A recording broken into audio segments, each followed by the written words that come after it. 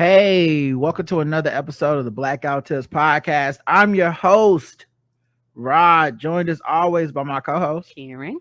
and we are live on a Wednesday, ready to do some podcasting. Find us everywhere that you get your podcast, because that's where we be at. All right. The official weapon of the show is Taser. The unofficial sport, Ball. a bullet ball extreme. A little show update for the premium people. No balls deeper pregame this week. Justin got travel. He tried to get on the plane. I told y'all, don't get on the plane. What I say? I said, this is not the time to be getting on planes unless you just ain't got nothing else to do. Because you gonna get there when you get there. You don't get stuck. Gonna be layovers, so delays. The time is all fucked up. We can't do that show this week. So sorry for y'all on that one. But you know, we still got all kinds of other stuff that we'll be doing. Got a movie review coming out soon. We get down. There's plenty of stuff on the paywall. And of course, the people that are just the tippers, they get one extra bonus episode a week. Y'all still get some. We got a little something for you. Don't worry about that. All right. So down with that out the way, let's get into the show. Our showtime. I'm not gonna play the whole coronavirus music because it seems pointless to play it for one article. Joe Biden is cleared of the CTE. I mean the COVID. I'm sorry. He's cleared of the COVID. How we get the CTE? I don't know how that came. I don't even know where that came from. But yeah, he's cleared of the COVID. Did he bump his head and he tell nobody? Yeah. He's cleared of COVID. I made a mistake, everybody. But yeah, so that's all we got for that segment. I mean, whatever. Good for him. And he did talk shit. So that is the one thing. Like, what did he say? So he was talking shit about Trump. Well, he basically said, let's see, my symptoms were mild, my recovery was quick, and I'm feeling great. The entire time I was in isolation, I was able to work to carry out the duties of the office without any interruption. It's a real statement on where we are, like in fight against COVID-19. At least, yeah. So that's. And he says, here's the bottom line. When my predecessor got COVID, he had to get helicoptered to Walter Reed Medical Center. He was severely ill. Thankfully, he recovered. When I got COVID, I worked from upstairs in the White House in the office upstairs for the 5-day period. The difference is vaccinations, of course. Ooh, sassy. He was like, look here now. That nigga couldn't barely walk. Looked like he's about to cough his lung up. Couldn't make it up. Gave the whole White House COVID. Secret Service got it. Everybody, if he breathed in your direction, you caught COVID, but not me. So yeah, he had to. He might as well say, "Ooh, child, the ghetto." Yeah, that's why we had to defume when we came in here. Get the COVID out. Right. He pulled the chop out for no reason. I'm not even sure. He tired of that man. Yeah. So that old man beef. He was like, "I'm gonna keep that same energy." Yeah. Right. I'm glad because I'm mad too, Biden. So I guess he ain't say fuck that nigga, but he might as well said fuck that nigga. He did the white man way. So yeah, he was not playing. So maybe he's feeling himself right now because it's looking like it's possible Democrats and the Biden administration are about to rack up a few wins politically. I know one of them is, the Feds did some stuff with the interest rate to try to combat inflation. That means so the dollar go further, right? Yeah. Okay. Joe Manchin and Senate Majority Leader Chuck Schumer have reportedly agreed to a deal on health, energy, and taxes today. We will see. Where they would tax the rich Basically, it would be taxes on higher earners and corporations, trimming of the federal debt, climate issues, energy, and healthcare.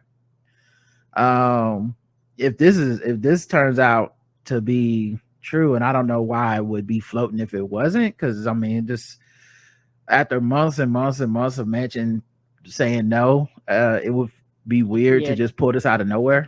I think there's some type of exchange, and also a lot of the Republicans, a lot of their seats are coming up, and it's time to vote, and they don't want the people mad, because there are some things that, regardless of what your political affiliation is, you want. And they were even saying, even at a lot of these places where the Republicans actually voted for like that bill, they were saying in some of these counties, they was like, yeah, it's Republican, but a lot of these people are like, hey, same-sex marriage, I don't care nothing about that. You know what I mean? Like, I care about that. All the other shit I'm for, but not that. So they can't really come out and vote a certain way just for these certain topics, because they know that the Democrats will come and just bash them upside the head, and they don't want to lose those seats. Yeah.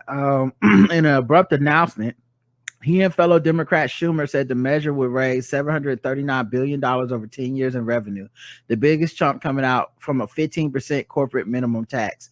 It would spend $369 billion on energy and climate initiatives, $64 billion to extend expiring federal subsidies for people buying health insurance. That would leave over $300 billion to reduce federal deficits over the decade. The Senate will consider the sweeping package next week. The announcement suddenly presented President Biden and the Democrats with the prospect of pushing a major achievement through Congress in the run-up to the November congressional elections, in which Republicans have seemed strongly positioned to capture House control and possibly majority of the Senate as well. So yeah, I think that's I would consider that a win if that goes through. I really do. I hope it does go through, because all jokes aside, on the Democratic side, they get on my nerves. They really don't want to fight. They give up easily. It's what have you done for me lately? And nobody do shit and do better. So this would be something for some people for motivation. Yeah, those people to me are shit posters that will never come around. I don't think there's a thing there's nothing they would ever consider a win. I was listening to this great episode of the Ezra Klein podcast. Yesterday or the day before. It was so good. I sent it to Bossy, which is like, my girl, you gotta hear this. But it was such a great episode. It's called The Mid-Century Media Theorist Who Saw What Was Coming. But basically it's an interview between Ezra Klein and Sean Illing, and they both basically talk about like politics, social media, blah blah blah, and especially how social media has affected our media coverage and all this stuff. It was just bars at the bars. They talk about some of the things I talk about on here, where I talk about like how news on TV cable news is basically fucked because it has to be TV first, and it doesn't matter how well intentioned you are, you're making a TV show. Yes. It just before they just reported facts. Yeah, right. or I wouldn't even say before they reported facts. It's just there was a lot less competition, right. So you didn't need to be as desperate. You didn't need to like flash blinking breaking news on every single segment and have a scroller at the bottom and constantly keep people anxious and on alert. Like there were 3 channels, so you either watch this guy's news, that guy's news, or that guy's news, and so it was less desperate, but I don't know that it was necessarily better, but at that time, because you didn't have so many alternative sources and so much competition, right, you just didn't grab everybody's attention. Yeah, you didn't need to have an angle outside of the mainstream news. So like Ted Koppel comes on or whoever and gives you the this is what happened today. You're not looking for like, I want to know what happened if I'm a conservative, and I want to know what happens if I'm a Democrat, and I want to know what happens if I'm black. I want to know what happened. We don't have that. So anyway, but they just talked about a bunch of great stuff. But it just reminded me, he like one of the things they said that I thought was so profound was there's politicians left and right. At this point, they are professional shit posters, people that just go online, naysay everything and everybody, stir up hate, stir up that anger, that division or whatever. But it's attention to them, and it does well for you to be hated. Think of the most hated people in each constituency and think about how popular they are. Right? Valid. Think about it. I mean, obviously Donald Trump, right? Mm-hmm. But Ron DeSantis, yes, probably the most popular Republican right now. Mm-hmm. He number one on the list because he consistently does shit. Most hated Democrat politician, AOC. Yeah, hated by Republicans and shit. Like most hated. Mm-hmm. Also most popular. Right. You know what I mean? So like, it was something to it, you know. But anyway, all that to say, no matter what deals they get done, there's going to be a constituency of people, especially those who are hyper online and hyper negative, that will say this don't matter. What about my student loans? Or, you know, it'll be some reason that you have to ignore those people. These type of landmark legislations, even though there's nothing that'll ever be enough, which I understand, but they will make it seem as if it's nothing or it's bad. And that's just their job. Yeah, because they to an extent, like I said, it just annoys the fuck out of me. But also their job is to push people further to the left. So I understand, like they actually have a purpose. But I'm like, oh, I can do without that. I think those people are not. I don't think those people are here to push people to the left. The people that just go online and go, "This is terrible. It won't work." Okay, those people are. They're not. They're anarchists. They're nihilists. They're not. They're just disguising it as being liberal, but they're not really liberal because, you know, it's like when talking to Randolph Terrence and I said, you know, I just let it slip. Kind of, I was like, I mean, I guess I'm not that progressive or whatever. He's like, no, that's wrong. You are progressive because you vote for progress. Like people try to move the scope of progressive into this. Like, I don't do shit. Right. I don't vote. I don't push for anything. And if I can't get what I want, I just don't engage. And that's not progress for anybody. I wouldn't consider what happened with Trump progress. No. So it was a great point. That's regression. Right. Anyway, the other thing, Democrats introduced a bill to enact term limits for Supreme Court justices. We'll see if this passes. I think it's the House Democrats right now. They want to restore legitimacy and independence to the nation's highest court. The legislation titled Supreme Court Tenure Establishment and Retirement Modernization Act will authorize the president to nominate Supreme Court justices every 2 years in the first and third years after a presidential election. The justices who have been on the court the longest will be moved to senior status. And if it were to go into effect, like basically Clarence Thomas would be out of there immediately. Yeah, and they're doing this because they was like, this is fucked up. Like, because basically when you get these positions, you get these positions forever. But years ago, forever was 33. Forever was, 50. Well, it's not just an age thing though. It's not just an age thing. It's also just the fact that it was supposed to give them independence. Right. It was like, oh, they won't be running for election. They won't have to court, so they can just judge right and wrong. But instead, it's giving them a level of autonomy that has made it a power grab for Republicans. And once it became a naked power grab, it disrupts the entire system because the premise it was based on is faulty as fuck. Right. Because people just literally get up there and rule like we have the power. It doesn't matter what our logic is. It don't matter what the law says. And people are like, that don't make sense. So, but I love that they did this. It was a bunch of Democrats, obviously. In a statement, Hank Johnson said 5 of the 6 conservative justices on the bench were appointed by presidents who lost the popular vote, and they are now racing to impose their out-of-touch agenda on the American people who do not want it. Term limits are a necessary step towards restoring balance to this radical, unrestrained majority of the court. Yeah. And I wouldn't be shocked if, like, I know they won't vote for it, but if this goes, Republicans, I know if this goes through, I wouldn't be shocked if Republicans would also benefit from this. Mm-hmm. You know what I mean? Because it will be their turn to pick justices sometimes if they win. And I think knowing that there's a limit to how long these people could go would change a lot, because right now they're acting with impunity. You know, some of the leaks about Clarence Thomas and stuff are just downright unforgivable, because it's just about him getting revenge somehow on America. So yeah, yes, and interpreting the law any way they want to interpret it versus what it actually says. Right.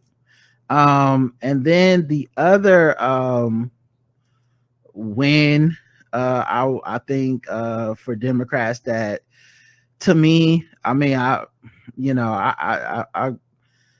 feel like I've been saying this, so I can't really give people too much, like I don't want to give people too much grief, but I do want to like toot my own horn a little bit. I do want to claim this, okay?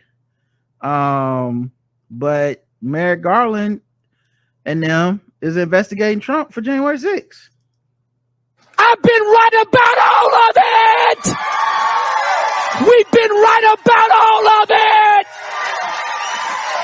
Whoa, yes. Yes. I mean, I've been saying this.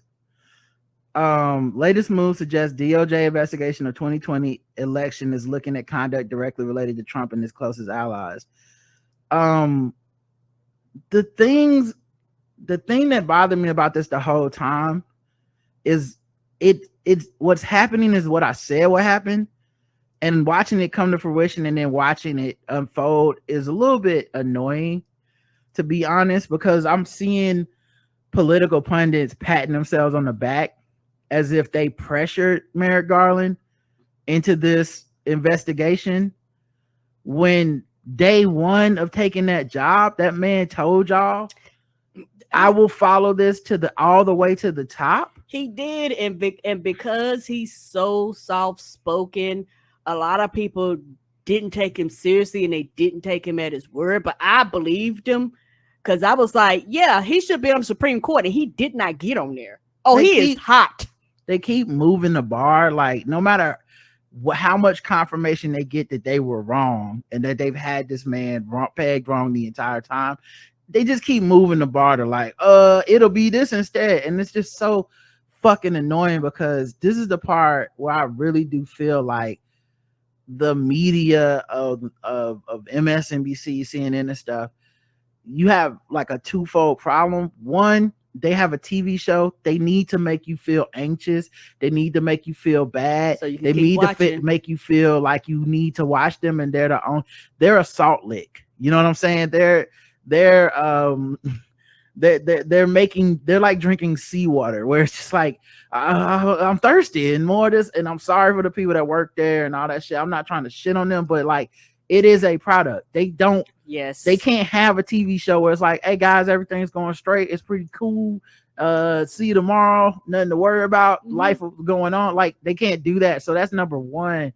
And then the second thing is, and this is the part that bothered me the most. So I listen to this podcast, Sisters-in-Law. It's great.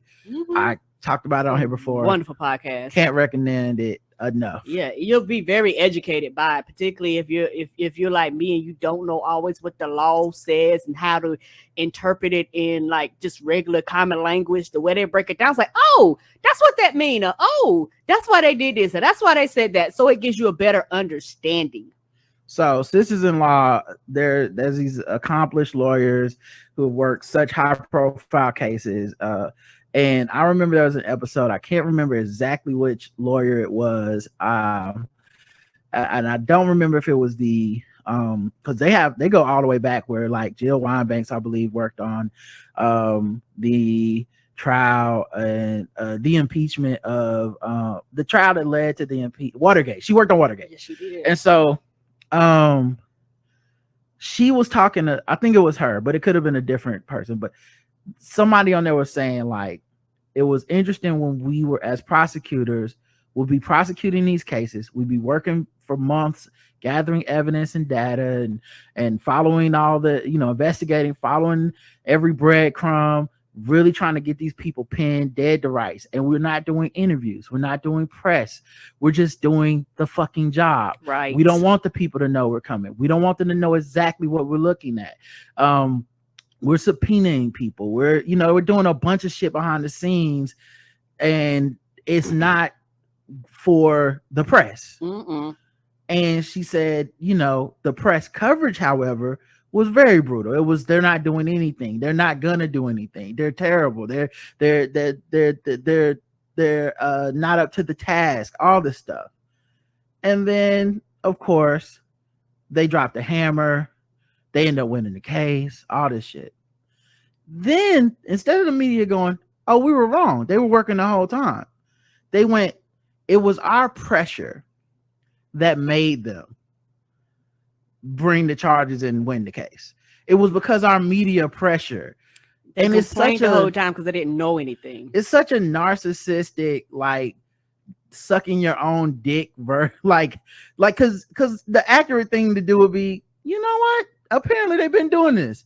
Because with Department of Justice, with Merrick Garland giving this interview yesterday or whatever, that wasn't evidence they gathered because they watched a panel on MSNBC last week and was like, "Oh my God, they so upset. We better start doing our job." That is months of work. That is work that they've been doing. And we're just seeing the fruition. And honestly, we've been having clues and pieces of evidence the entire time that they've been doing this investigation.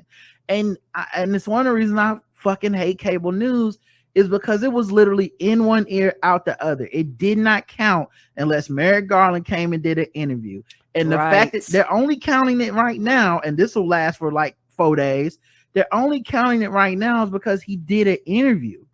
If he would have still not done an interview and we still knew everything we know right now, they'd be going, Merrick Garland's not doing enough. Because enough to them is media, it's content. They are in the content business. Yeah, they don't give a fuck about fucking up your case. They don't give a fuck. They don't care about any of that. And if I see one more fucking Twitter lawyer who is looking for engagement, trying to get 6 retweets, talking about what Merrick Garland should be doing, is so fucking insane. Like, you like to get on the internet and bitch about the Democrats and politics and shit, because that's how you get attention, and that feels like you did something even though you didn't do nothing, because nothing's responsible for you. No, you're not responsible for anything. Right. Merrick Garland does not need to be out here like it's fucking Law and Order, or come out here giving press conferences every week like Mueller was doing, making people feel engaged, and then turn around and being like, I'm not you know what I'm doing? I'm about to file a report. Right. I'm not doing shit. So I think Merrick Garland has always seemed to be doing this for the pursuit of justice and not the pursuit of attention and press and all that shit. And keep in mind, if he would, a lot of people would flip it into he just doing all this for the press. He ain't gonna, so it was. Yeah, they telling us everything. Why don't they not tell us nothing? Someone was like, I need a lot of transparency to restore faith in the Department of Justice. I was like, no, the fuck you don't. That, first of all, the Department of Justice has never been like that. You know what restores faith in the Department of Justice? Winning the motherfucking cases. Whenever they win a case, that's when you be like, boy, DOJ be on people's ass. You don't want them feds coming because they got a 98% conviction rate. Right. They was like, you don't want to fuck with them. That's the thing that gives you faith in an institution. It's not this shit of he came and told us everything they did this week. Who the fuck gives a fuck or has the time? Right. You know what I want to find out? When the defendant find out in court and they ass is like, uh-oh. So anyway, my point being, he been doing this work. It was funny to your boy to watch exactly what I thought would happen unfold, which was a bunch of fucking pundits getting on Twitter and being like, if you think it wasn't our pressure that made him, oh, well, of course you would think that, you narcissistic asshole. It's like me being like, you think it wasn't my podcast that got Joe Biden in office? No, nigga, it really wasn't. It was not. I'm not that goddamn important, and neither are you.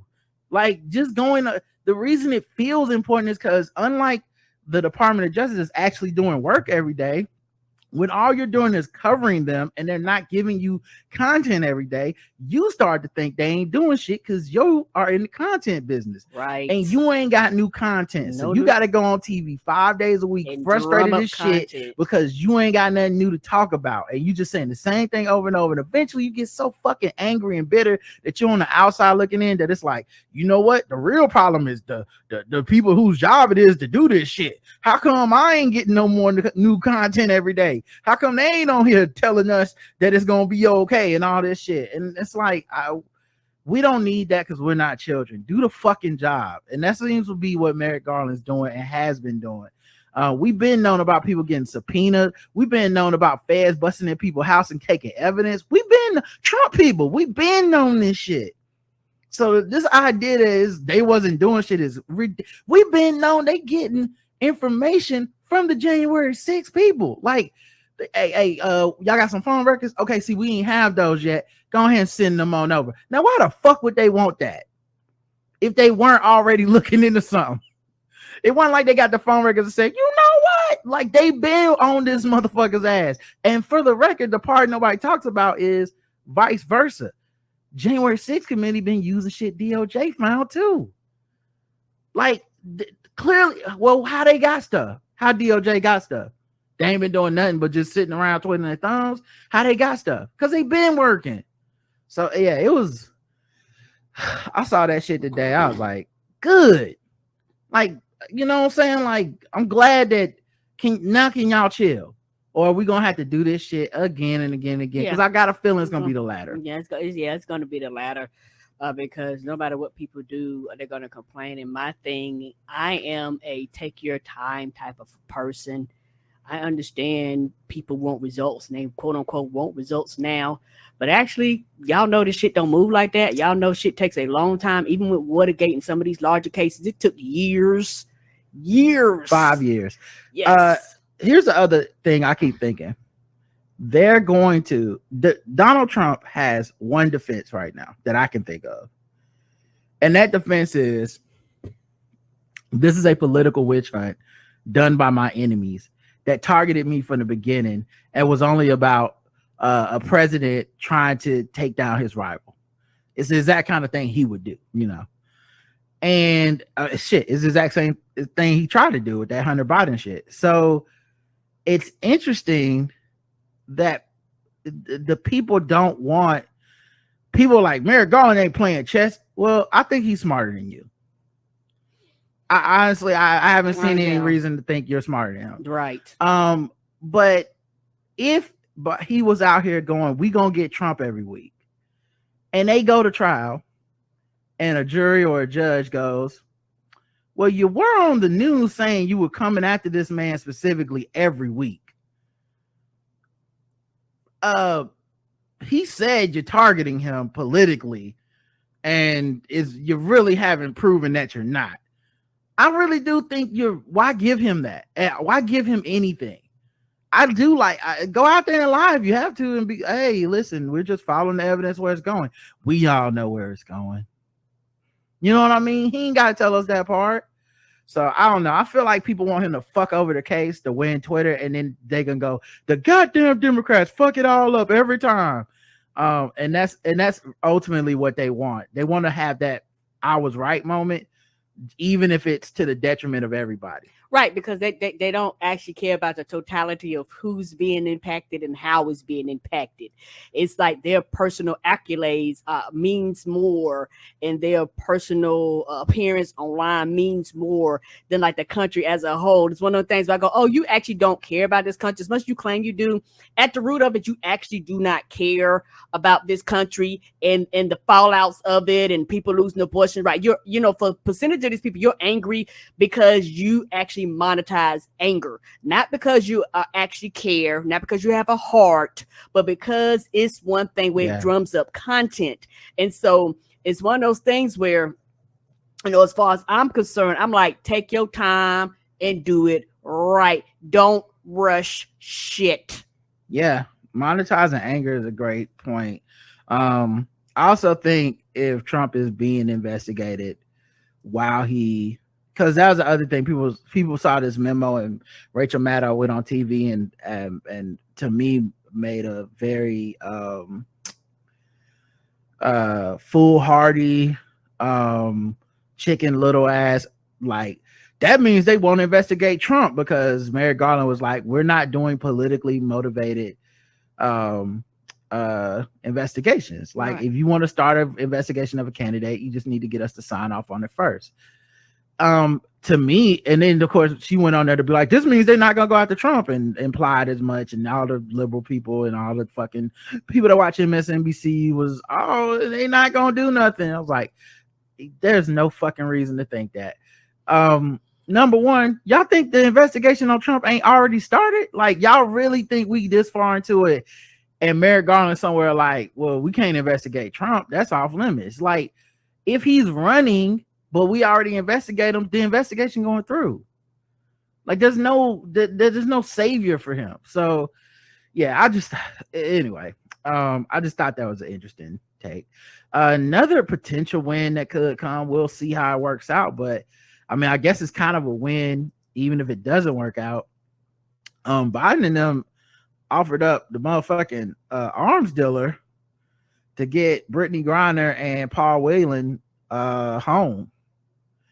The Secretary of State Anthony Blinken said they offered Viktor Bout, a convicted Russian arms trafficker who's serving a 25-year U.S. prison sentence, back to Russia to try to get Griner and Whelan.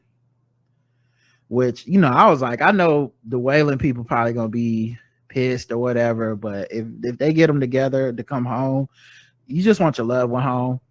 Yeah, you don't care how they get home. So at this point, but yeah, I mean, that, like I said, that's a potential win, but it's definitely signaling like, hey, I hear y'all and I'm trying, you know.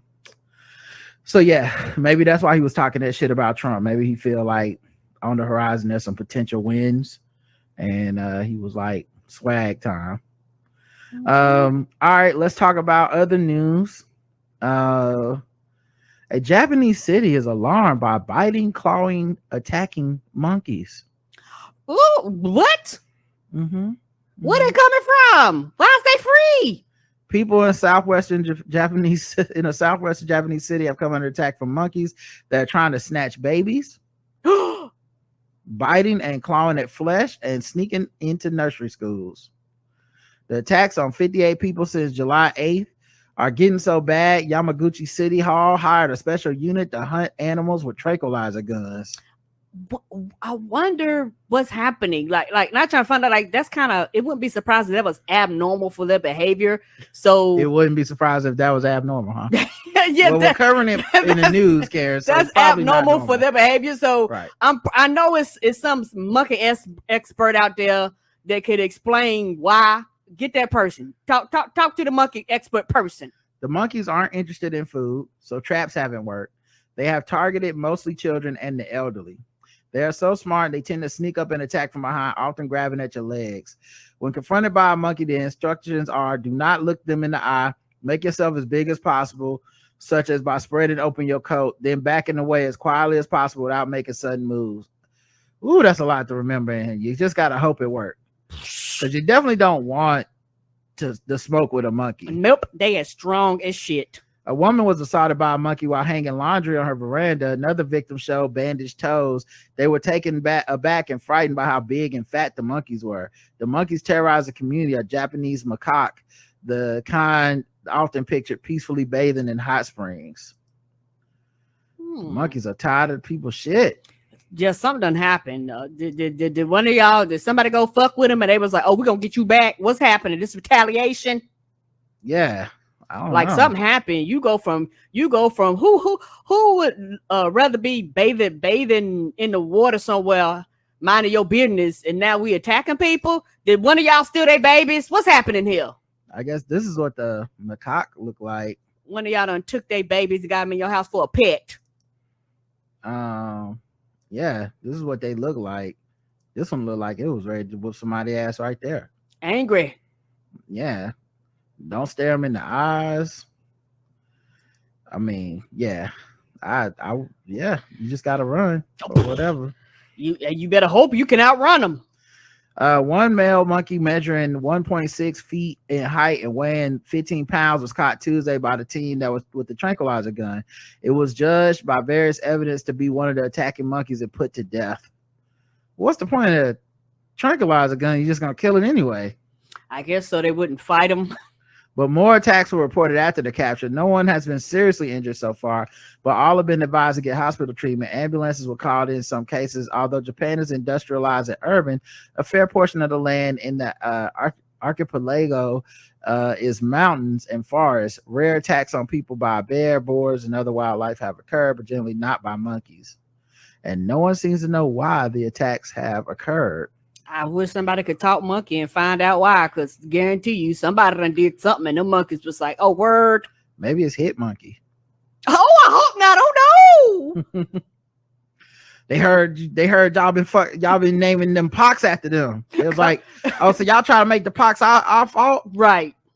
We ain't had nothing to do with them pox. No, we don't. Speaking of which, monkeypox can be spread through kissing, sexual contact, or sharing bedding and towels. Oh. Yeah. So far, there's about 16,000 cases worldwide in at least 75 countries. There have been at least 75 monkeypox related deaths in Africa, where a more severe version of the disease is spreading. There are a variety of ways a person could catch the virus, including going out in social settings, direct contact through romantic or sexual intimacy, or even trying on new clothes. Wash your clothes. Trying on new clothes.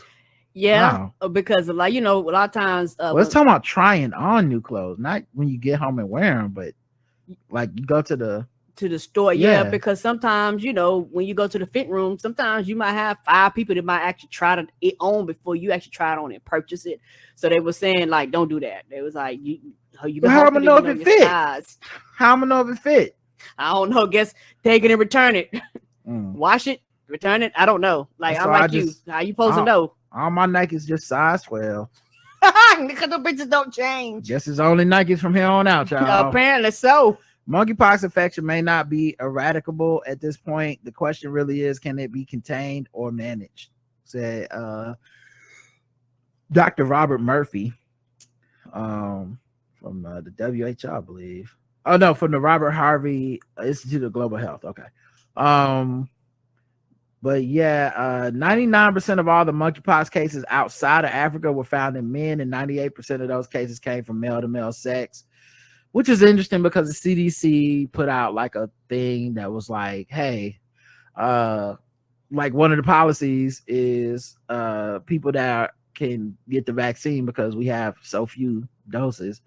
One of the allowances is like if you're gay or a gay male or trans, and you've had sex with somebody recently, if it was someone you didn't know or something like that, you can go get the vaccine. And people on Twitter apparently were mad because they were like, this is homophobic, why are y'all saying this, da da da. But I'm sorry, they're looking at the studies. They're not saying this is a gay disease. No, that's not what they're saying. Like people are trying to compare it to AIDS, but with AIDS, they were the Reagan administration was like, it's a gay disease, they on their own, don't worry about it. If you straight, you ain't gotta worry about it. It's just gays and drug addicts. This is not what they're saying. If you were coming up with the vaccine policy right now with the limited amount of vaccine and so many of the cases being within one community, you would just be like, Ali Oxfree is open to all. Don't worry about it. If you just feel like getting it, go get it. Because I feel like that would be extremely irresponsible to the community that is being affected. Right. Good policy goes after the community being affected and doesn't stigmatize it, but goes, hey, we are trying to help you. The Reagan administration was like, we are not trying to help you because you need to stop being gay or using drugs. Yes. That is what they were doing. And that's why the shit rapidly spread it in these communities. Right. Like, I think people have been very irresponsible the way they've been spinning the shit from the CDC. I think that's I know there's a lot of trauma around the AIDS epidemic and HIV. It's touched so many of our lives. A lot of us have lost family members to it and stuff. but I think it's extremely irresponsible to try to spin this into the CDC is trying to stigmatize gay people by helping the people who have caught it so far. That's crazy to me. So yeah, we'll see how it goes. And and also you got to be careful, because I think when there's people that hear that and internally they have fucked up issues, and they'll go, well, as a straight person, it doesn't, I have no chance of catching it. And that is ridiculous. That's the problem too. Right. But there's nothing the CDC can't make you, they can't make you take your internalized homophobia and shit out because of a certain, like the way they worded the press release. Like, there's not people that's like, I was gonna care about gay people, but the CDC didn't write it right. They just don't care. Right. Study cast doubt on the high dose vitamin D pills. High dose vitamin D. Yeah, I heard once the doses get so much, you actually just pee it out of yourself, like, because your body can only take but so much of it. Taking high doses of the sunshine vitamin doesn't reduce risk of broken bones in generally healthy older Americans. Researchers reported Wednesday, and it's the latest in a string of disappointments about a nutrient once hoped to have wide-ranging positive protective effects. That same study of nearly 26,000 people, that's a lot of people, already have found that popping lots of vitamin D pills didn't prevent heart disease, cancer, or memory loss either. And while getting enough vitamin D is important for strong bones, more is not better. An estimated third of Americans 60 and older take the supplements, and more than 10 million blood tests for vitamin D levels are performed annually, despite years of controversy over whether the average older adult needs either. The newest findings, added to other trials with similar results, should end the debate, wrote Doctors Stephen Cummings of California Pacific Medical Center and Clifford Rosen of Maine Medical Center Research Institute in a commentary in the medical journal. So people may have been, and who knows, maybe it's a big pharma or some shit that's selling us vitamin D. Who knows? I'm not even joking. But I'm with you. Maybe there's like a we can capitalize on the pandemonium with this vitamin D. Well, a lot of times just need sun, just naturally you get it from the sun. I mean, listen, I've been dropping this vitamin D off every chance I get. That's not the same vitamin D, sir. The levels are still low. As far they too low as far as I'm concerned. I'm not giving up. You trying to get the numbers higher. Death from above. At least 20 people were killed by lightning bolts in just one day. And this is in India. From the sky, just striking you down. Yeah. At least 20 people have been killed in a single day by an apocalyptic lightning storm. India is facing horrific storms brought on by monsoon season, and authorities have urged people to stay inside until the weather clears. The country is very susceptible to fatal strikes due to the amount of people working outdoors and its climate. Emergency authorities have urged people to take care after 20 deaths in the state of Bihar rocked the country on Tuesday. Bihar Chief Minister Nitish Kumar urged people to follow advice by the state's disaster management team. Mr. Kumar had called for lightning arresters to be installed on government buildings, including hospitals and schools. What do they do? What's a lightning Must be like I guess keep track of the strikes. I think it's probably gonna be absorb them, absorb them. I think it's gonna be like a lightning rod. Oh, okay. A lightning arrestor, also called lightning isolator, is a device used on electric power transmission and telecommunication systems to protect the installations and conductors of the system from damaging effects of lightning. The typical lightning arrestor has a high voltage terminal and ground terminal. When a lightning surge or switching surge, which is very similar, travels along the power line to the arrestor, the current from the surge is diverted through the arrestor, in most cases to earth. So like yeah, it kind of looks like these towers that you see next to like the like wherever you see like a big ass generator for like Duke Power or something. They had that tower next to it. Looks like that. Okay, so like it won't strike it and cause shit to go out. Almost like a power protector. Like it goes in the tower. You know what I'm saying? Like I can show you a picture of it. It's you'll know it when you see it. Like whenever you see these towers, they had these like spirally looking things, like this. So I've that's seen like those. an arrestor.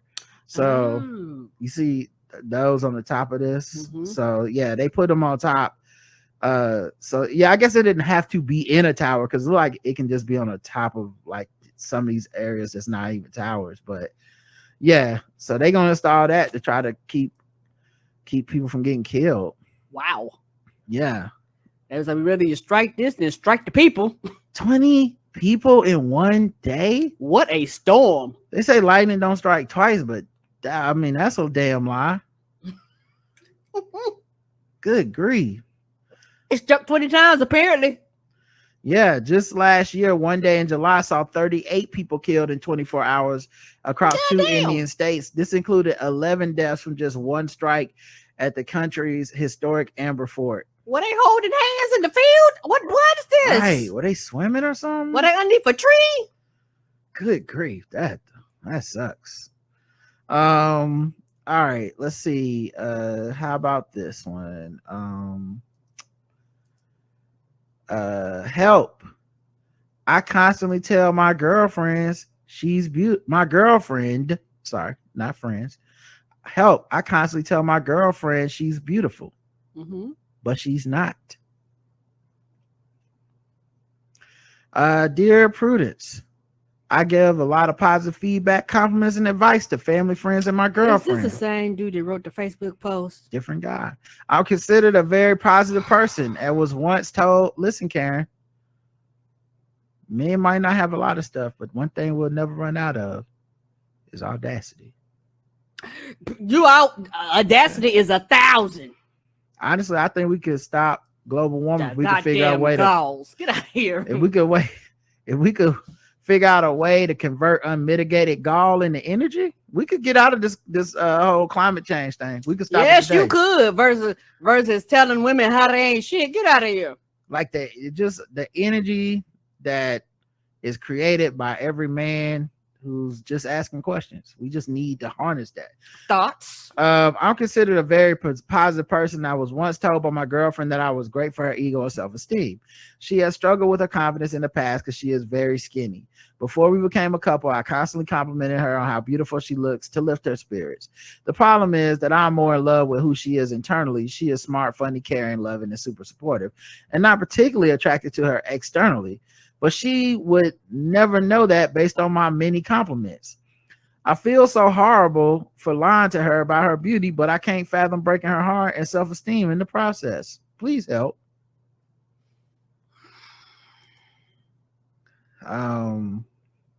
That's interesting because I don't know what advice to give somebody like that because they kind of seems horrible. I mean, I guess I don't. That kind of seems terrible. I guess being physically attracted to somebody might not matter to a lot of people, so it's possible that it really is the things that people say was like they got a great personality. But also, why would you? The part that bothers me is like, why would you feel the need to like let her know that you do not find her attractive physically? I just don't. I guess that's the part I don't understand. Like, is something happening that makes you be like, I need to tell her that I'm not even into her physically?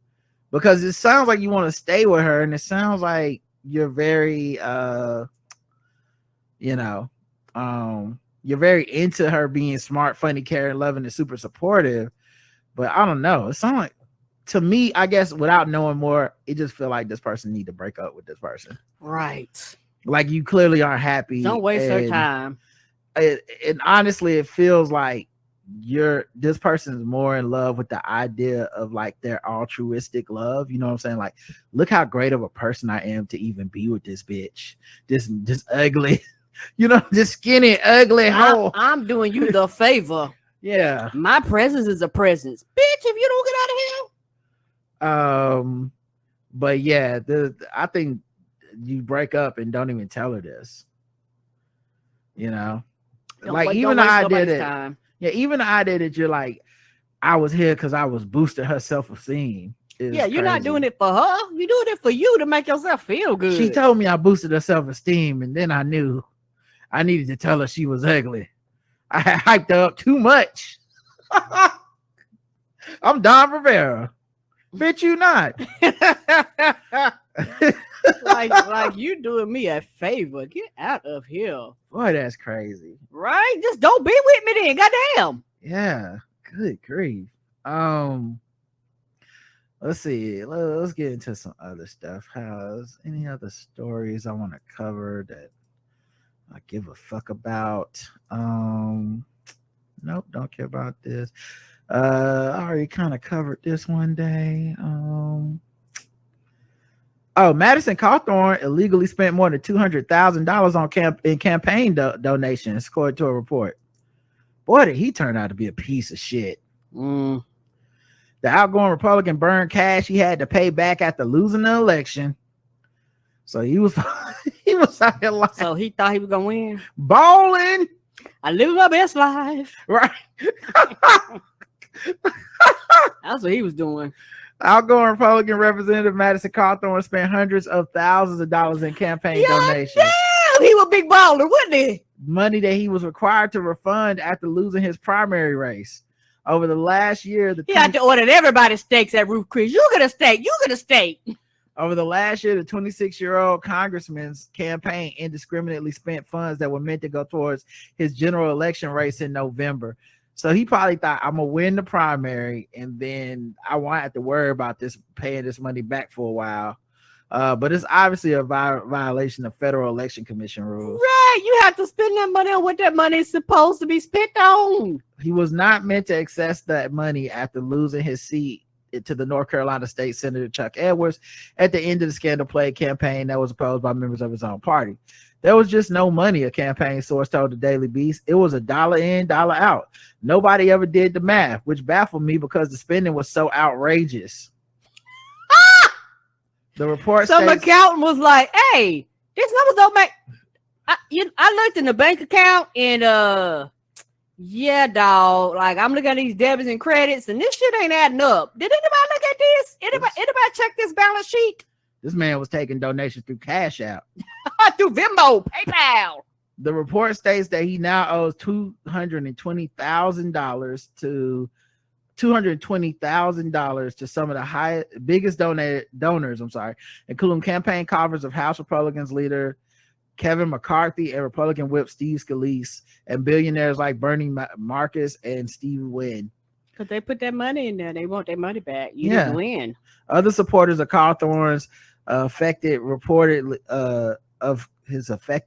include dozens of retired Americans from multiple states, including North Carolina, as well as friends and locals from his community. Now, I don't feel bad for none of these people. I feel like you get in bed with the devil, you're gonna wake up with the horns. You know what I mean? Like, I just made that up. That's a good saying. We should put that on a t-shirt. Get in bed with the devil, you're gonna wake up with the horns. Okay, amen. Yeah, can I get an amen, y'all? Okay. Wow. That's good. You get in bed with the devil, you wake up with the horns. That's like, how is somebody not already said that? I can't be the first person to ever say that. Anyway, Cawthorn for NC campaign committee ended with just $137,598.90 on hand, while owing a debt of $324,000.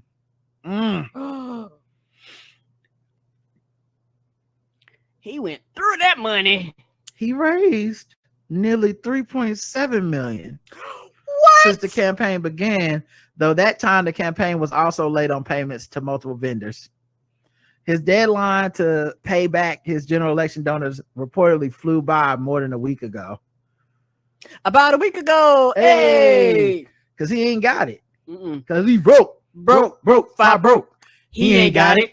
In practice, many people may start suspending this money in the primary and pay it back. It's a risk, but it may not be uncommon, said leaders at ethics watchdog Common Cause told Daily Beast. But Cawthorn still needs to pay it back, whether it's his own personal cash or soliciting more donations. Soliciting more donations to pay back, that's a pyramid scheme. That's a Ponzi scheme. That shouldn't be legal. That's what they probably do. His just happened to be so egregious. They was like, we got to report this shit. Yeah, but if you gave money to this little motherfucker, like that's on you. Yeah, I wish I would feel bad. That's on you. I wish a nigga would feel bad. Y'all must be out y'all mind. All right, let's move into some other segments. Let's do some fucking with black people. Where's my segment music for that? Okay, there we go. Ooh, ooh, ooh, ooh, ooh, ooh, ooh, ooh, ooh, ooh, ooh,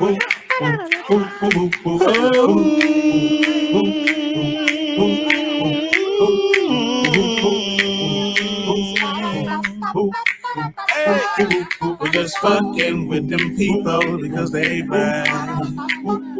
We're just fucking with them people because they black. We're just fucking with them black people. We're just fucking with them blacks. We're just fucking with fucking the black people. Hey,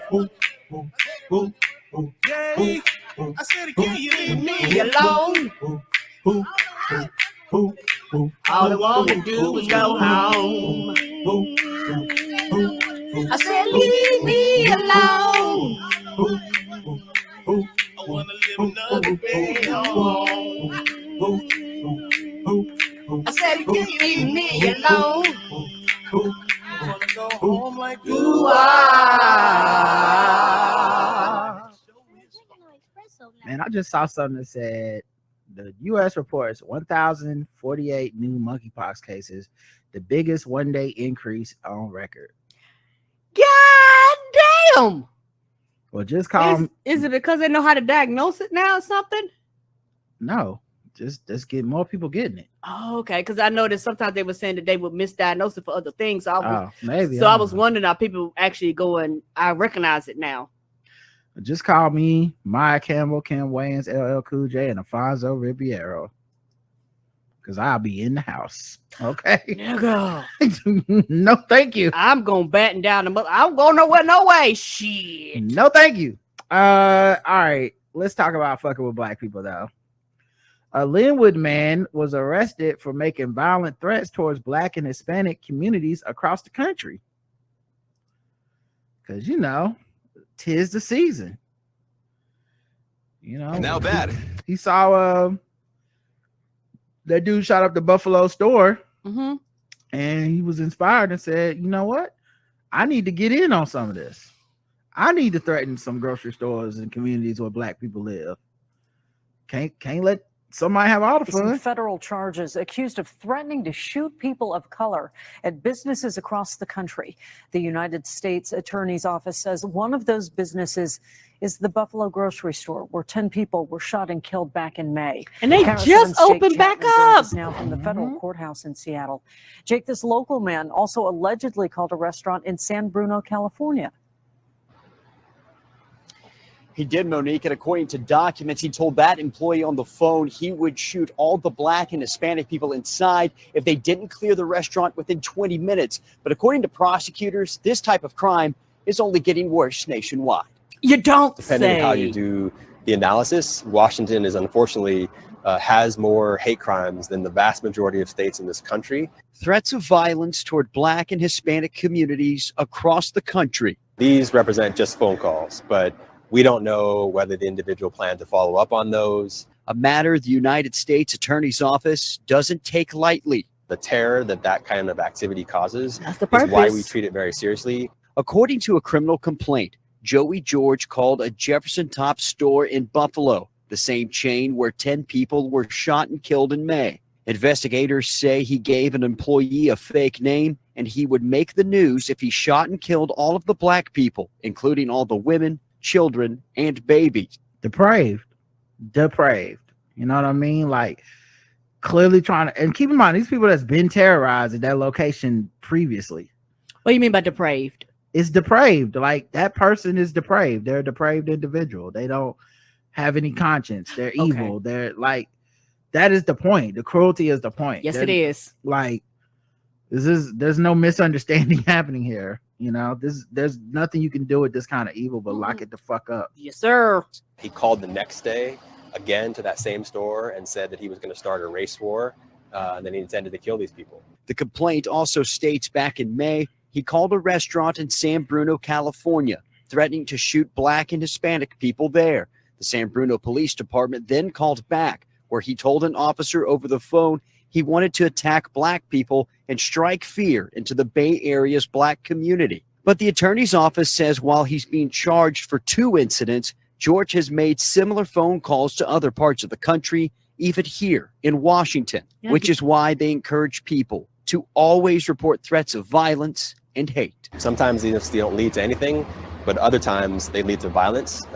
And whether violent acts occurs or not, they lead to a really uncomfortable and dangerous environment for us all. And especially in a country where we have such ubiquitous access to weapons. And they know it. Yeah, man could get an AR-15, come to fruition, come to bring all his threats to fruition. So charged with federal crimes. Yep, 0 to 100. Oh, it just gets at your courage just because you calling all across the country and you're calling a place that has already been terrorized. Right. And this place, like I say, less than a few weeks ago, just opened back up. And I remember reading an article about it open back up. Even some of the people in the community was like, we don't think you should open back up yet.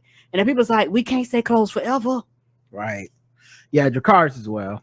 A North Carolina city hired a Black town manager, then its entire police force resigned. Makes sense. Okay. Then hire a new police force. That nigger's on a horse. Less than a week after the entire police department in Kenly, North Carolina announced his resignation, citing a toxic and hostile work environment. Oh, so she probably was trying to have some accountability, because that's what police call accountability. Elected officials from the town of about 2,000 residents have gone silent on a plan for law enforcement moving forward. The July 20th mass resignation of the department's police chief, 4 full-time officers, and 2 town clerks, who all are white, came less than 2 months, after they hired the new town manager, who was Black, leaving many critics to question whether race was at the core of their sudden collapse. Justine Jones, who has worked for 16 years in local governments in Minnesota, Virginia, South Carolina, and North Carolina, was selected to be town manager after a nationwide search of 30 candidates, according to a town press release. She began the job on June 2nd. Kenly, this town, 36% Black, 20% Hispanic, and 30% non-Hispanic white. 36% Black. That's a Black town.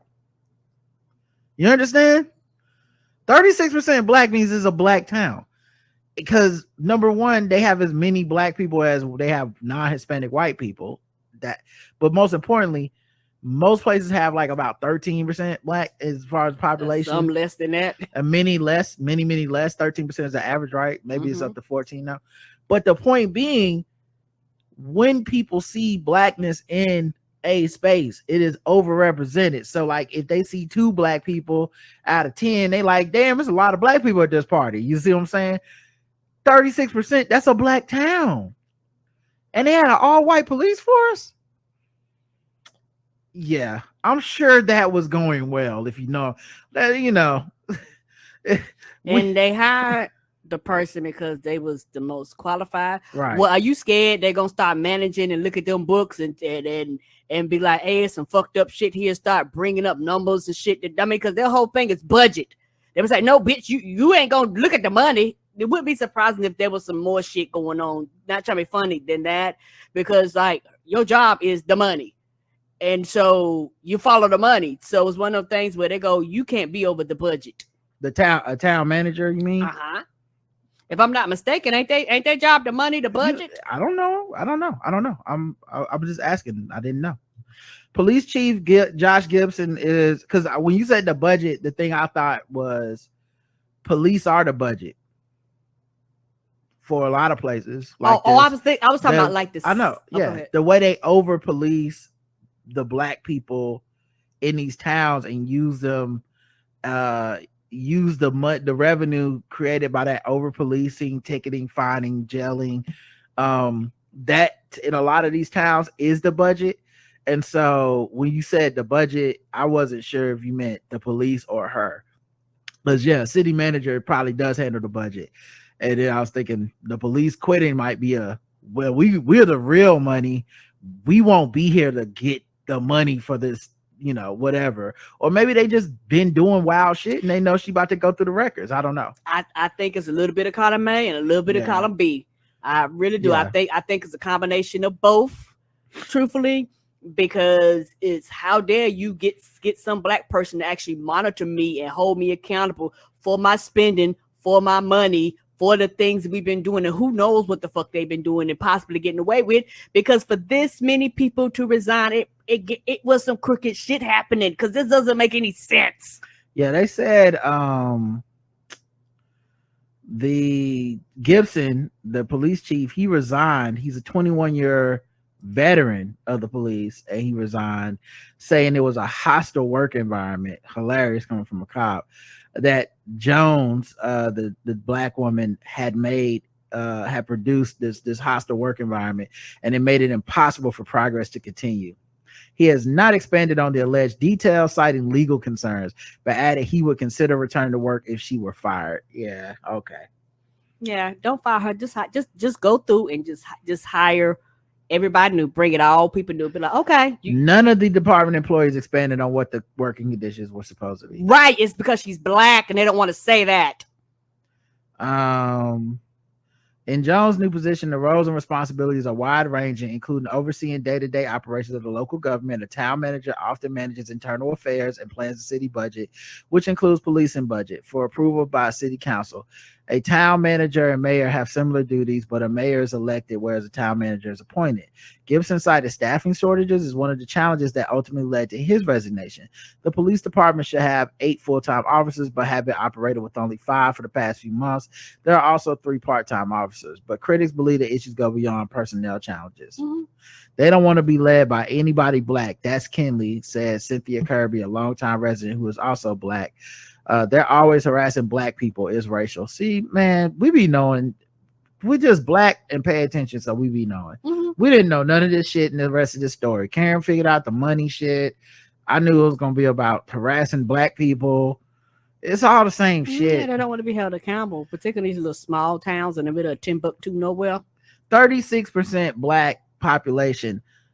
All the officers in the town white. That don't even make sense. Right. The odds of that are that's so crazy. That's intentional. But yeah, so we'll see where this goes. Don't fire her, just hire a whole new set of people. Yeah, if they get that way, that's what they're trying to do. Because you fire me, I'm suing you. Why the fuck you fire me? And that's the thing. White people throw a tantrum, they just supposed to get their way. And I really hope they do the hard work of being like, no, you're not gonna get your way. We will replace you. Right, you can be replaced. And if you can just pull some derelict shit like this out of nowhere, who knows what other shit y'all feeling empowered to do. So yeah, I 0 to 100. Oh, this gets a Jakara just because it's really, really fucked up. And my thing is this: if this is what you consider a hostile working environment, and you're actually not giving me any examples, anything she said, anything she did, any of her actions, you're just saying just because we just supposed to go, well, you're white and I believe you. No, it's because she's black and you don't want to say that. Lawsuits and shit like that. That's a goddamn lie. Y'all just need to go hire somebody else and keep it pushing. You sue, bitch, you sue. See you in court. You quit. You quit. We didn't fire you or force you out. You quit. Yeah, I give it a Dracarys as well. Anytime you're talking about policing, yeah, it's a Dracarys. Like we really can't play with that. Mm-hmm. And I wouldn't let them have their way either, because once you let them have their way, all you did was show them if this situation to happen again and you hire anybody else black, we're just gonna fucking quit and shut down the whole goddamn town. No, you won't. We'll go to another surrounding town, put something on Indeed, Facebook, promote on a podcast, radio, whatever we got to do, because bitch, people want to work. Yeah, I'm with you. All right, let's move into another segment. How about broke? We ain't got it. Latest airline trouble makes customers pay up to $35 to speak with an airline agent on the phone. People could pay nearly $35 to speak with customer service agents and navigate their trip. United and JetBlue are charging $25, while Spirit and Frontier are charging $35. Why are you charging me to talk to somebody? Though it's not exactly new to charge customers for help, it adds to travel chaos this summer as the pandemic caused people to make money from home. Staff shortages are so epic that flight lines are lowering the requirements to become a pilot. The number of hours for training to fly, right? Them motherfuckers gonna crash. The number of listen, I've been saying it. Y'all can't lower the standards and then be like, oh well, that's like lowering the standards for the teachers and be like, why are the teachers fucking the kids? You lowered the standards. I don't want to be right about this, but I'm worried about it's quite obvious there's a shortage, and I'm sure someone's gonna write in and tell me it's all safe and good. The number of hours for training to fly went from 1,500 to 750 hours, half, in order to make up for this shortage. I just think we are operating in such a reckless way at this point with these flights, and it just makes sense that all the flights is getting moved around and canceled. People having more and more trouble on the airlines. Our luggage ain't getting there. Things are just getting more and more fucked up because we're just trying to power through when we lost so many people to death, so many people to leaving the industry, right? So many people to just the economy, and they need to go get a different type of job. And motherfuckers are really just acting like it's all good, but the pandemic sped everything up as far as things that were already falling apart. So yeah. Let's see. One person tweeted, at JetBlue, I've called your customer service number 6 times a day. I have yet to receive a text message via message app from a crew member for assistance. I'm not paying $25 for a call. I'm a true JetBlue loyal customer. Today I'm disappointed. They did end up waiving the fee on Twitter, they said. So Delta stopped charging its $25 phone fee service in 2016, according to this website. Southwest does not charge. So I guess those American Airlines fees for tickets issued by American Airlines travel centers is currently suspended until further notice. Probably because everybody got to call the fucking customer service these days because shit is so fucked up. Yeah, they was like, I'm gonna call, and what I'm not gonna do is fucking pay. This is on y'all. Meanwhile, American Airlines passengers were trapped on Charlotte tarmac for 6 hours with no AC or food.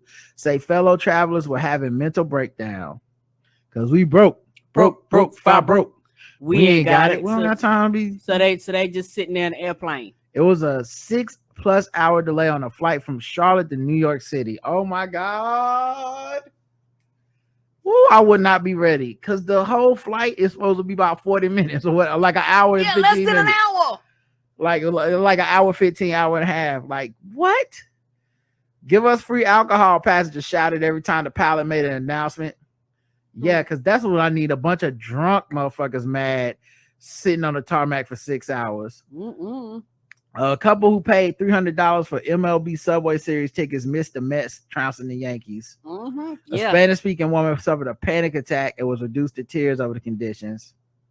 Yeah, it's sad, but they are literally telling people book your flight like days in advance to allow any layovers or delays, and then make sure you ain't got to be back by, you know what I mean, like actually a lot for more time. And people go, I ain't got but so many PTO days, like goddamn. Yeah, they said it was the weather and mechanical issues that temporarily grounded the planes. The 3-hour flight was supposed to leave at 1:07, but did not take off until 5:58, touching down at 7:30 p.m. Oh my god. Ooh, so if you had any plans, that shit was scrapped. Oh my goodness. Any place you need to be or anything. Cheap beer and cigarettes sales are the only thing going up in this pandemic. Okay, they saw a bump amid sky-high inflation. Because that's what people is left with. It's like, the state costs too much, but you know what? The menthol cigarettes still cost the same. And that is why people in these industries fight against marijuana, because more people would probably be smoking weed if they could. I think more people who Wait, what that got to do with this broke by broke segment? No, I'm saying that's what people buy. Well, where the broke people that's buying that would actually be buying the weed if they could get their hands on weed. In this world, is the weed cheaper than the cigarettes, or I what? don't know. Is it? Because it sounds like a money thing. This is what people have left. They don't have. This ain't no luxury purchase. These are motherfuckers that like. But like we on the last pack of oodles and noodles, so we might as well do these oodles and noodles, drink this beer, smoke these Newports. This wasn't them going, I got $50. I can either buy weed or cheap ass cigarettes. It's them going, I used to have X amount of money, but now I'm down to the motherfucking Newports. Like, give me a natty ice and some fucking Newports, because this is what the fuck I got. We down to the Virginia Slims. Yeah, like motherfuckers are struggling. We smoking these Salems. So I think that's what that's about. People getting Marlboros and shit, or whatever the cheap ones is. Inflation is crippling rural America, and it might drive people to actually go live in cities to offset some of the costs. Yeah, because the thing is, and it's like a catch-22 with that. Because you some places you got the reverse. You have people that live in the cities that actually move out to the suburbs. Yeah. Because the cost of living is too high. And they were saying like the problem with that is you have people from these big cities move out to these suburbs, and they have the demand of the suburb of the big cities, and then small towns go, hey dog, hey dog, like it's 25 of us here. We can't give you the same thing you got in New York City. Mm-hmm. Like shit's run slow out here. Mm-hmm. Yeah, transportation wise, that's a big one. But yeah, just in general, just cost. People get these gas guzzling cars, big houses that cost a lot to heat and cool. Mm-hmm. You're not living around a lot of people, so you have to maintain your lawn and all this. Just a bunch of costs. Hospital, you get sick, and in certain towns, particularly, where my family's from down in Waysboro, certain things happen. You have certain complications in your pregnancy or some shit like that. They ship your ass. You got to get on the plane. a helicopter, because they can't do it there. So I don't want to be nowhere where if something happened to me, we got to fly you 50 miles away. No, bitch, I want it here. $2,500 per household in gas increase in cost in over the last 2 years.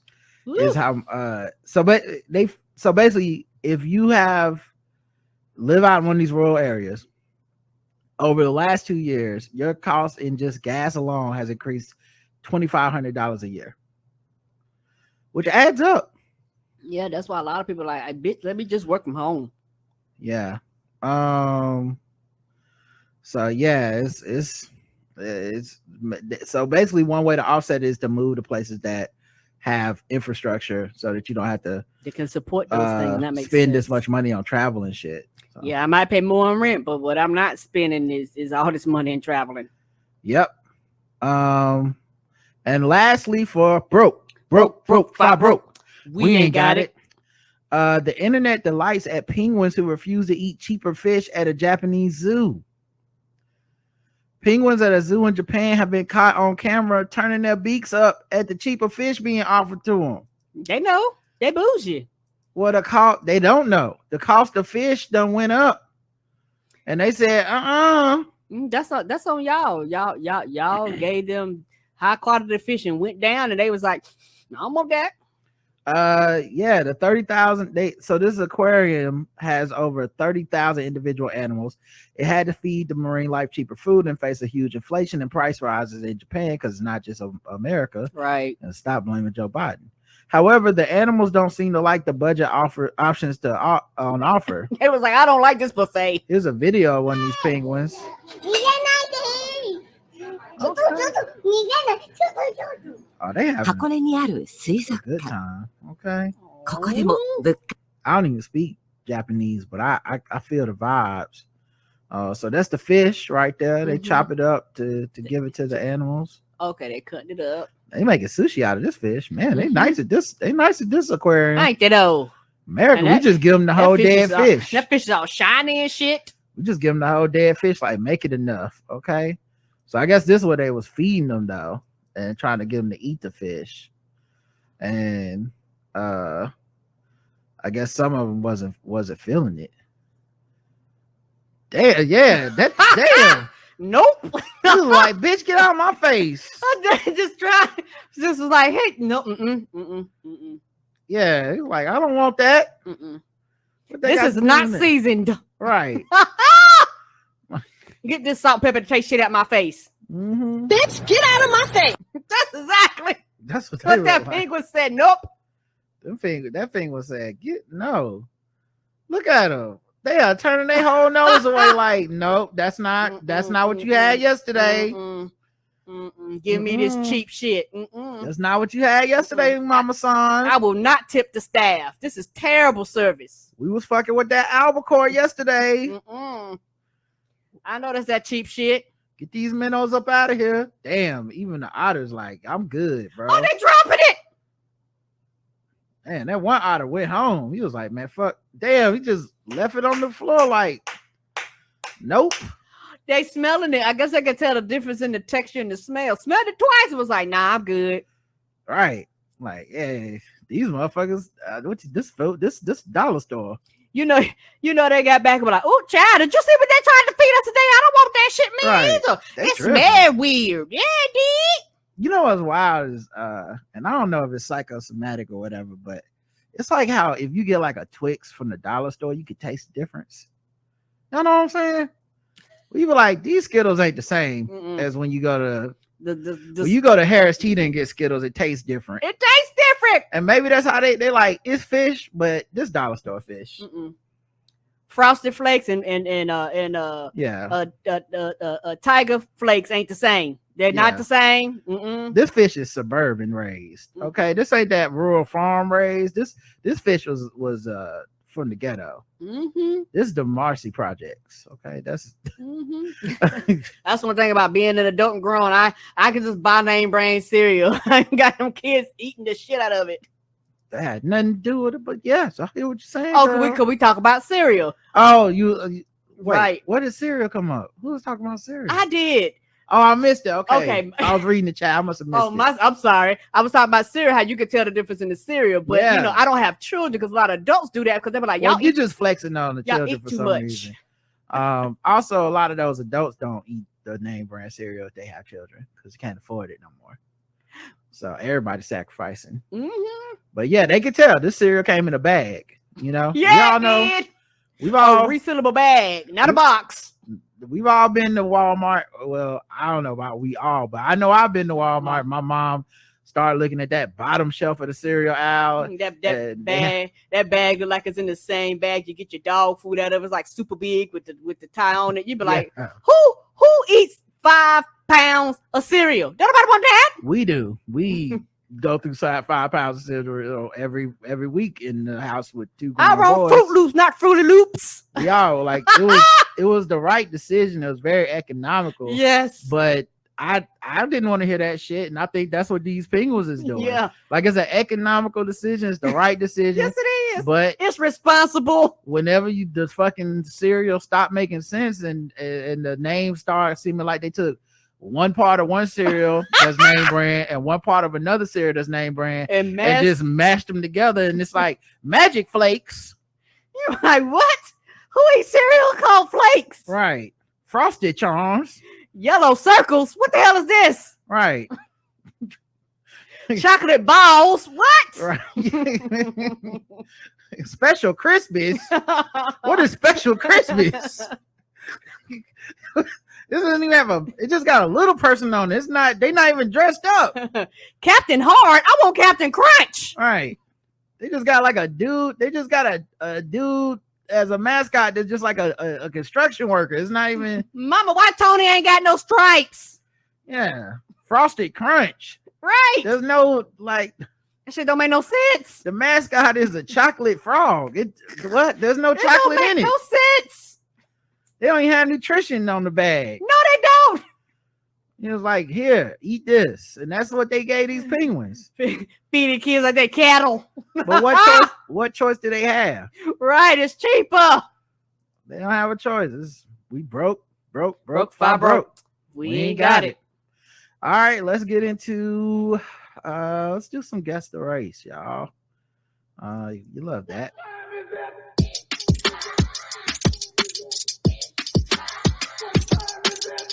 It's time to guess the race. It's time to guess the race. It's time to guess the race. It's time to guess the race. All right, guess the race time. Go around the globe, find different articles, guess the race of the people involved. See, very simple. Anyone can do it. Let's see. How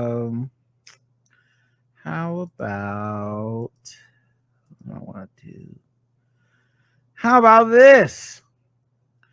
2 Taco Bell customers are suing for $1 million. Okay. After the manager threw scalding hot water on them. Ooh. A Taco Bell manager. What is you boiling in Taco Bell? Well, it must have got too caliente. Spicy.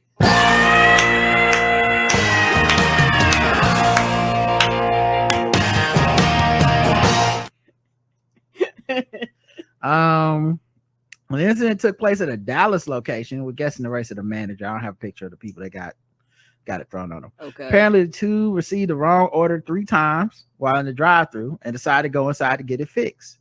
That's when things took a bad turn. Listen, honestly, see this. I don't hate to blame the victim, but listen, it's a fast food restaurant. You got your order wrong, not once, not twice, but 3 times. You just take what you get at that point. Honestly, you were pushing it going back for the 2nd time. The 3rd time, that's like, we ain't making this order again. You basically poured the hot water on yourself. You made somebody angry. It's the goddamn pandemic. They can't keep nobody in these motherfucking restaurants. They all got now hiring signs. Everybody. They got 75 people in line, and 74 of them are goddamn DoorDash and Grubhub. Yes, it is. You the one motherfucker looking in the bag. Like, for food. And I'm like, what? There's been literal times, I'm not joking, where me and Karen go to Taco Bell or something in the drive, like we go to the drive-thru, and Karen looks in the bag and he's like, did we get this or this? And I'll be like, you know what? We just got whatever we got. It's fine. You know what? When I go to Taco Bell, I actually order too much because I don't expect it all to make it. I'll be like, two Chalupa Supremes, maybe one will be in there. As long as 75% of the order get there, I'll be full. Let me get 2 Taco Supremes and be like, 1 burrito. I'll be like, that's fine. Y'all tried. Close enough. Y'all did. It's like going to your nephew's recital. Hey, you did. You tried. Yep. Good job. I ain't even mad at you. The employees refused to correct the order, and a manager who had not been involved in the talks, like it's the Peace Accords niggas, the motherfucking, what was it? The France gonna show up? Y'all was waiting on Macron to come out. The talks was the talk. They weren't involved in the talks between Ukraine and Russia. But that's the amount of stakes that be happening in the motherfucking Taco Bell. You get your order wrong. Them the talks. But the manager came out and poured a bucket of hot water on them. They suffered severe burns from when a store manager poured the hot water on them because they complained about an incomplete order. The lawsuit claims the security video, which has no audio, was released in both an edited compilation of cuts and an unedited hour-long version. Hour-long? Y'all was at Taco Bell for an hour? Trying to get them motherfucking... I drive to another Taco Bell. I would too. Before I just reorder. Before I fucked with the inside of a Taco Bell employee for an hour, I'd rather go to a motherfucking Taco Bell. Let's go to Lacrosse Town. Let's just go to the white Taco Bell. You know they're gonna get it right. You know they're gonna get it right. They suffer severe burns. Oh yeah. So the video showed the employee pouring the water as words were being exchanged with those involved. A video was obtained and provided by the customer's legal team, and who happens to be. Oh, y'all ain't gonna believe this. Is it Crump? Yes. What? What? Are you serious? Not Crump.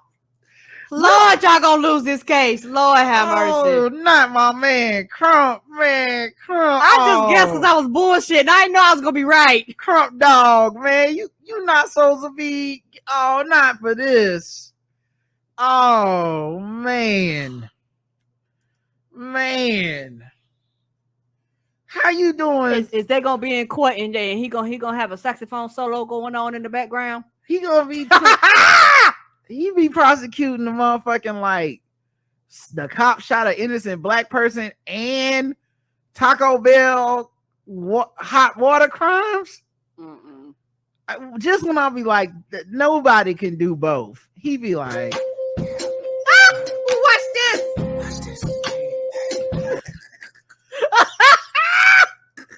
Apparently he was like, both. I don't take the case. No, you can't take this case. Don't take the case.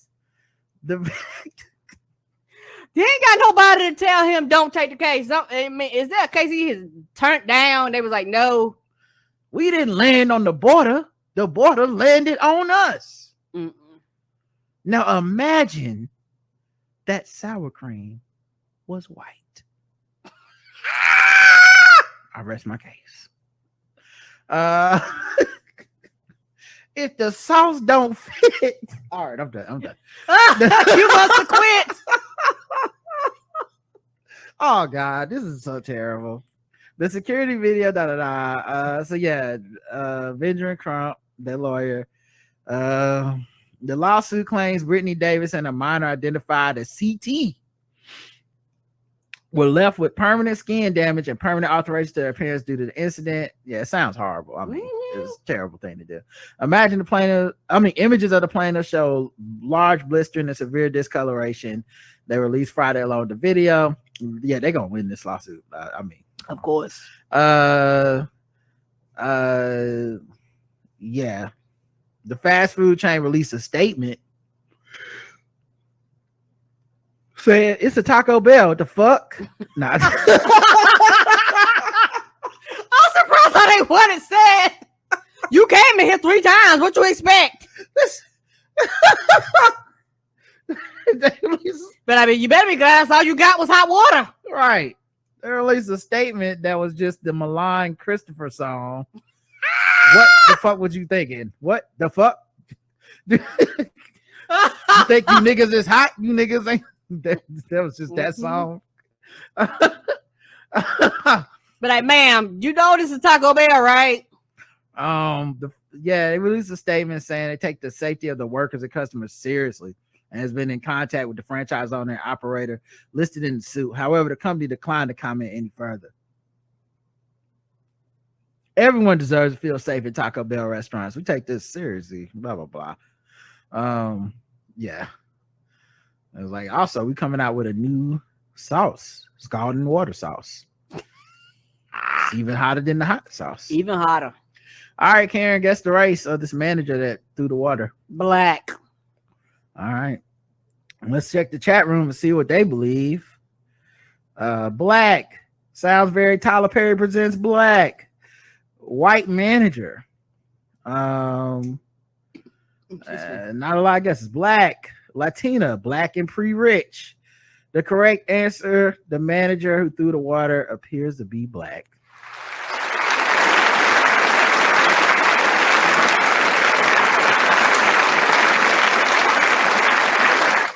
It's kind of grainy footage, but that looked like a black woman to me. But I don't know. I guess it could be a white woman. I don't know. Free space. You know what? Free space. Maybe it's, you know what? No matter what you say, I'm not playing no booze because this could be a white woman with grainy footage, you know? And Benjamin Crump took the case. So, like, normally, you know, that means the people on the other side is white, you know? So, who knows? That was just a fun. Yeah, take the free space. Yeah, that was a fun one to do. A wife alerts a husband to an intruder, leading to a shootout. But police say the man was actually her lover. Oh shit, this is gonna be on our show, ain't it? Police in Alabama are sorting through a bizarre incident in which a homeowner alerted his wife alerted by his wife, shot an alleged intruder, only to later learn the intruder was in a relationship with the homeowner's wife and had secretly been living in the house.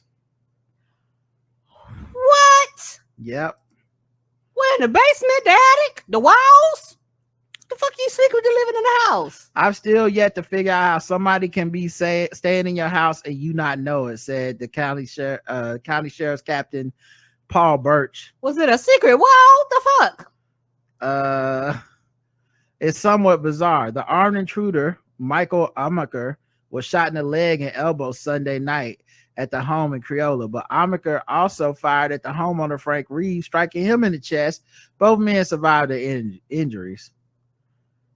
Online jail records show that Amaker is being held on charges of attempted murder, possession of a firearm with an altered ID, possession and receiving of controlled substance. At the time of the incident, authorities say both Amaker and the homeowner's wife, Tracy Reeves, were high on meth. A possible murder for hire plot is under investigation as a potential explanation for why Tracy Reeves told her husband that Amaker was an intruder whom she did not know. Another thing with meth, Birch said, people that are on meth, not only do they have paranoia, they can't keep their mouth shut. So if there was some kind of diabolical plan, it's very possible Amaker has told some other people.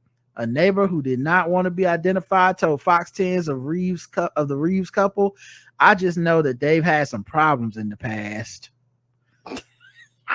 That's never good. Normally people be like, that's just such a nice couple, and not in this instance. I just didn't think that would happen in a place like this. They're like, it was, yeah. Frank is a very calm person. He's very nice. He cuts his grass and does things around the house. There's nothing ever going on there much, but he is a very good person. I hate that it happened to Frank because he's just not the type of person to be a troublemaker. I hope he's okay. That sounds like a neighbor that's been seeing the meth dude up in that crib. Like, there she go again. Frank don't even know. Frank gonna kill her. Birch said it was Tracy Reeves who alerted her husband to the alleged intruder. He got up and armed himself. A shootout ensued. He noticed the suspect was armed as well. They began shooting at one another. Mrs. Reeves called her daughter, who lived across the street, oh boy, or in close proximity. Her and her husband came over and then held Amaker at gunpoint, who was trying to flee the scene. As we began digging further into the investigation, it was determined that Amaker actually had a relationship with Mrs. Reeves for some period of time. That relationship involved meth as well as a relationship. He had actually been staying in one of the rooms within the house for a period of time. She was supplying him with food. Bottles of urine found in the room where Amaker was staying indicated he had been there for a little while. So I guess he couldn't use the bathroom while the husband was home, so he had to pee in bottles. Ooh, this sounds like a meth. Piss. This sounds like a methy crime. Nobody asks why I smell like piss every time they walk. Well, he peed in bottles. So, okay, and locked it up. Okay, yeah, but I'm just saying this sounds like a methy crime, right? How are you going to explain this when the police came and found your dead husband and an intruder broke in? Well, there's bottles of urine in this room and it seems like someone been staying here. Oh, don't go in there. Okay, well, open and shut case. Don't go through that trap door. It was just a very odd scene. He was basically staying in the house in the bedroom without the knowledge of Mr. Reeves. It's unclear exactly how long he'd been there, but he was there at least overnight for some period of time. An attorney for Amaker was identified in the online Mobile County jail records, which did not indicate whether was not identified, so we don't know. All right, so Karen guessed the race of the man who tried to possibly murder this husband. Oh, everybody white. Everybody white. Let's check the chat room. White. Hotel rooms and gas cost too much, and the meth and pussy is free. Country ass white. White night. Meth 3 square white. White. Bitch set one of them dudes up. Or maybe both. Everyone white. The correct answer is white.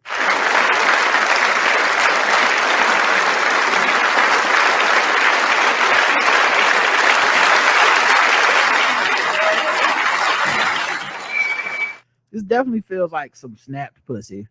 You know, y'all ever watch Snapped?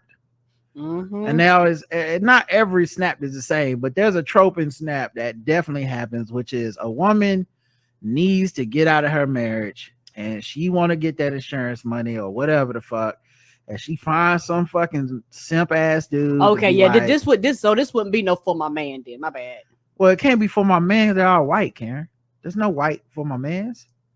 Okay. Like somebody gotta be black on for my man. They don't put that on TV. At least one person gotta be black. Right. But Snap, that they have white couples on there all the time, and there's always that woman that's like, I'm going to fuck this man into being a murderer. Mm-hmm.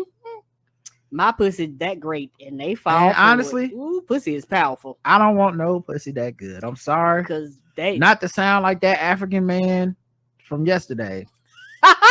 Okay, but I love you despite not having whatever the fuck is in them vaginas. I don't want that. I'm glad I don't need to know I don't need to know what I'll do. Me either. And it's not even an insult. I don't want anything. That Snap pussy is another level, and anybody that's on that, boy, you got to be crazy. Woo, that Snap pussy a whole nother level. I have never busted a nut and then somebody could whisper in my ear like, I'm gonna need you to kill my husband. I'll be like, all right, it sounds like a good plan to me. I do it. Like, and I get more of this pussy. She put that leg lock on me, and you know what? Shit, what's 25 to life is worth it for this. Like, yeah, but that sounds like some Snap shit. Yes. All right, let's do one more. How about scroll down to find an old one so nobody would know. How about men? No, not this one. A boy, 10 years old, was shot after a homeowner returns paintball fire with real gunfire. Oh, shit. A 10-year-old boy was shot after his dad allegedly let him fire paintballs at houses from a moving van. And one resident returned fire with a real gun. Michael Williams, 26, told police in Opelika, Florida, that y'all were doing this I guess it makes sense and it don't make sense. It's like Opelika. Of course y'all were doing this in Florida, but also of course that's the most dangerous place to do this. At random houses. Well, you gonna go to Texas next? Right. That his son begged him to drive past a home where young people were gathered Sunday night so he could fire his paintball gun out of the window at the family's van. Williams drove by the residence as his son fired off several rounds out the side door of the van. Now, the father is the one who got arrested, not the person that shot this kid. The father who said, yeah, let's go do a drive-by with your paintball gun. Right, because that's irresponsible. You basically this is like going to Taco Bell after they got your order 3 times wrong. You know? The owner of the targeted home, Gregory Barnes, confused the paintball for real gunfire. Right. Tell the police he thought his family was being attacked, so he fired one shot with live ammunition and struck the child. The boy then lost his balance, fell from the van's open side door, was run over by the back tires. Oh, God. Father of the year. Oh, no. Explain that to the mom. Explain that, because you bring my child to me over some dumb shit like this. Woo, you gonna hear it from me. Williams picked up his wounded son, placed him in the van, and raced home where the boy's mother called 911. You didn't take him to the hospital? The boy was later rushed to the memorial. Dad, the fuck is this? What the fuck you come home for? You probably passed the hospital to get here. What's wrong with you? You did everything wrong. Walk it off. Put some dirt on it. The boy was later rushed to the Jackson Memorial Hospital. His condition is unknown at the time. The Miami Herald reports Williams was charged with child neglect and great bodily harm. According to a police report, the father acted recklessly by agreeing to conduct a drive-by paintball shooting. What? Boy, you can't do nothing these days. People can't have no fun. I can't take my kid drive-by paintballing? No, you can't. Wow. Okay, I guess so. God damn. The father denied that his son fired the paintball rounds from the vehicle, saying the 10-year-old was on the ground while a group of children were shooting paintball guns at one another. What kind of lie is this? This is a bad lie. Right. Your car got paintball pops all over it, and the paintball gun is in the back seat. The fuck are you talking about, sir? Police say Barnes will not face any charges. So the guy who shot him won't face any charges. And they shouldn't, because like you say, shit is hitting your house. What do you expect? Some random vehicle riding by, next thing you hear poo poo poo poo. How you know? Yeah. All right, Karen, guess the race. White. Karen saying white. Because if this was black, they'd be like, mother is in jail because she fucked the father up because he brought her child home versus taking him to the hospital that he passed. All right, let's check the chat room. I don't see a lot of guesses to see. Exactly, Karen. Mofo white. White shit. Dumbass saltines, says the chat. White. This is some chicken white shit. This nigga just made an era after era black.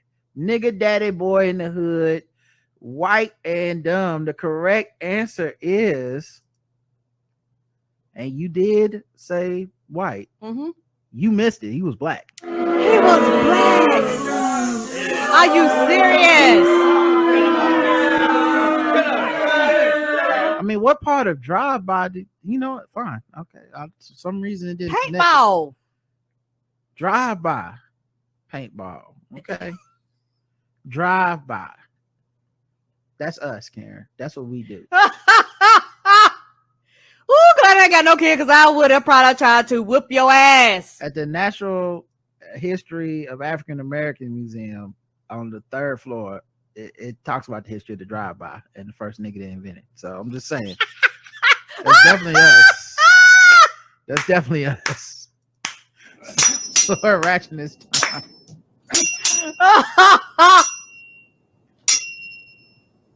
I thought it was just a good old boy. Never meaning no harm. But apparently I was wrong.